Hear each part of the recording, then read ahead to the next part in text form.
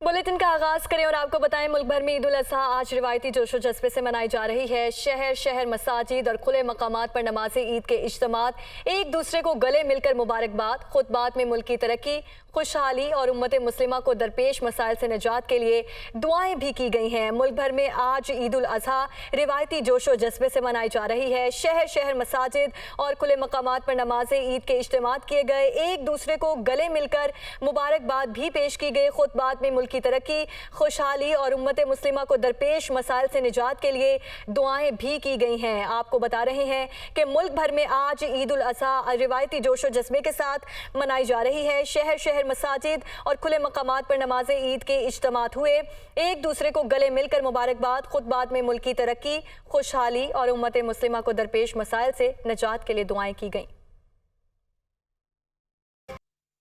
लाहौर में मुख्तलिफ मकामात पर ईद उल अजहा की नमाज के इज्तिमात। आलमगीरी बादशाही मस्जिद में नमाज ईद का मरकजी इज्तिमा हुआ। खतीब मौलाना अब्दुल खबीर आजाद ने नमाज ईद की इमामत करवाई। गवर्नर पंजाब मोहम्मद बलीगुर रहमान, वजीर औकाफ सैयद अजफर अली नासिर ने शिरकत की। जामिया मस्जिद दाता दरबार में मुफ्ती रमजान सियालवी की इमामत में नमाज ईद अदा की गई। मीनार पाकिस्तान ईदगाह में ईद उल अजहा की नमाज की अदायगी प्रोफेसर इंजीनियर इब्तिसाम इलाही जहीर ने कुर्बानी की अहमियत पर रोशनी डाली। जमात इस्लामी के मरकज मंसूरा में भी नमाज ईद का इज्तिमा हुआ। अमीर जमात इस्लामी सिराजुल्लाह की इमामत में नमाज ईद अदा की गई। सिराजुल्लाह का कहना था कि कौमी वहदत को पैदा करना वक्त की अहम जरूरत है। GOR1 की मस्जिद में नमाज ईद अदा की गई। सुप्रीम कोर्ट के जस्टिस सैयद मंसूर अली शाह, जस्टिस अमीनुद्दीन खान ने शिरकत की। Chief justice Lahore high court Mohammad Amir Bhatti, साबिक चीफ जस्टिस पाकिस्तान इफ्तिखार मोहम्मद चौधरी और दीगर भी शरीक हुए। पुलिस लाइन कला गुजर सिंह में भी नमाज ईद अदा की गई। IG Punjab doctor Usman Anwar, CCPO Lahore Bilal Sadiq Kamiana, DIG operation Ali Nasir Rizvi और दीगर हुकाम शरीक हुए। मस्जिद दारुल इस्लाम बागे जिना और जामिया नईमिया में भी नमाज ईद के रूह परवर इज्तिमात हुए, जिसमें मुल्क की तरक्की और सलामती के लिए दुआएं की गईं।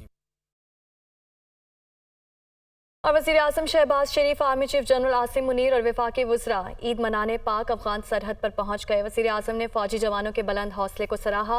वज़ीर आज़म शहबाज शरीफ पारा चन्नार में ड्यूटी पर मामूर फौजी जवानों के साथ ईद मनाने पहुंचे, जहां इन्होंने पाक अफगान सरहद पर मामूर फौजी जवानों से मुलाकात की और ईद की मुबारकबाद भी दी। इस मौके पर वज़ीर आज़म के हमरा army chief general Asim Munir भी थे, जबकि वफाकी वज़ीर इसहाक डार, वज़ीर दिफा ख्वाजा आसिफ और वफाकी वज़ीर इत्तलात मरियम औरंगजेब भी वज़ीर आज़म के हमराह थीं। वज़ीर आज़म और आर्मी चीफ ने जवानों के बुलंद हौसले और अज़्म को सराहा, जबकि वज़ीर आज़म ने जवानों के मुल्क व कौम की खातिर जज्बा एहसार की तारीफ की। और मुल्क के मुख्तलिफ शहरों में सुन्नत इब्राहिमी की अदायगी कुर्बानी के बाद कहीं आलाइशों के ढेर और कहीं बाक़ियात को ठिकाने लगाने का सिलसिला जारी है। इस्लामाबाद से मरियम इलाही हमारे साथ मौजूद हैं, कराची से अली मेहदी, फैसलाबाद से अब्दुल बासित, जबकि पेशावर से आमिर जमील हमारे साथ मौजूद हैं। सबसे पहले बात करेंगे इस्लामाबाद से मरियम इलाही से। मरियम, बताइएगा, सुन्नत इब्राहिमी का सिलसिला जारी रहा ईद की नमाज के बाद, किस तरह इंतज़ामात हैं कुर्बानी के बाद, कहीं आलाइशों के ढेर लगे हुए हैं?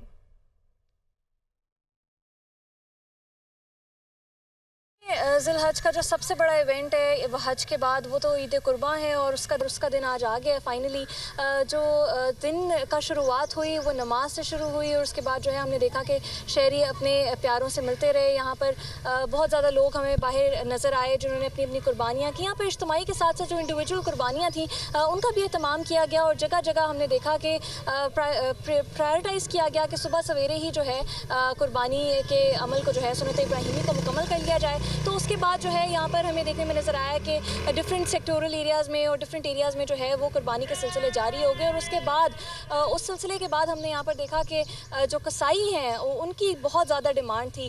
उनके पास पूरा शेड्यूल था, एक के बाद एक जो है उन्होंने कुर्बानी पर जाना था, तो वो भी काफ़ी जल्दी में नज़र आया। उनके रेट भी जो हैं वो बहुत ज़्यादा देखने में नज़र आया। तो ये सिलसिला तो जारी था। इसके बाद जो है अब यहाँ पर काफ़ी एरियाज़ में जो है वो गोश्त की तकसीम का अमल जो है वो शुरू हो गया। साथ साथ बात करें अगर आप आलाइशों की, तो यहाँ पर CDA के जो इंतजामात है, जो उनके DG सैनिटेशन से दुनिया न्यूज़ की गुफ्तगू हुई तो उन्होंने बताया कि जी ठीक है, मरियम इलाही हमारे साथ ही मौजूद रहिएगा। पेशावर से आमिर जमील भी हमारे साथ मौजूद हैं। आमिर, बताएगा, कुर्बानी की है लोगों ने, कुर्बानी के बाद कहीं आलाइशों के ढेर लगे हैं और कहीं बाक़ियात को ठिकाने लगाने का भी सिलसिला जारी है, क्या देख रहे हैं आप?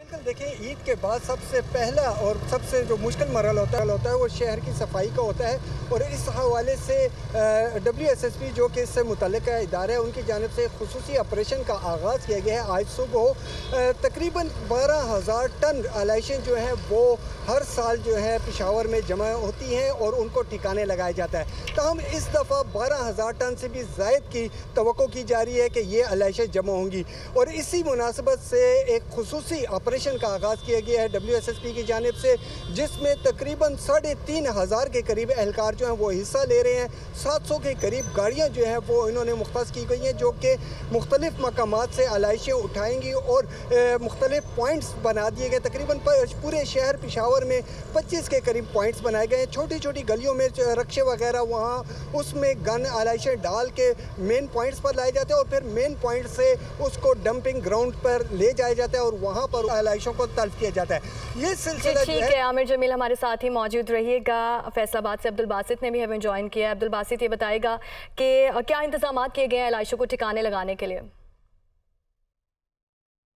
जी पाकीज़ा, अगर फैसलाबाद शहर की बात की जाए तो यहाँ पे ज़िले इंतज़ामिया और वेस्ट मैनेजमेंट कंपनी की जानिब से आलाइशों को बर वक्त ठिकाने लगाने और ताफुन के फैलाव को रोकने के लिए जो है आला इकदाम करने के दावे तो किए गए थे, लेकिन ये दावे खोखले दिखाई देते हैं। चूँकि शहर भर की मुख्तलिफ मेन शाहराहों, रहायशी इलाकों, गलियों, मोहल्लों की अगर सूरत हाल देखी जाए तो जगह जगह जानों की आलाइशों के ढेर लगे हुए दिखाई देते हैं। जानों की जो बाकियात है उनके ढेर लगे हुए दिखाई देते हैं, जिससे शहरियों का, अहले इलाका का सांस लेना महाल हुआ पड़ा है। ताफुन फैल रहा है, बदबू फैल रही है, जिसकी वजह से आइंदा दिनों में मौजी बीमारियां जो है वो भी फैलने का खदशा है। फैसलाबाद की वेस्ट मैनेजमेंट कंपनी और ज़िले इंतज़ामिया की जानिब से दावा किया गया था कि इस ईद के मौका पर तकरीबन 1200 से ज़ायद जो हैं वो टीमें तैनात की गई हैं।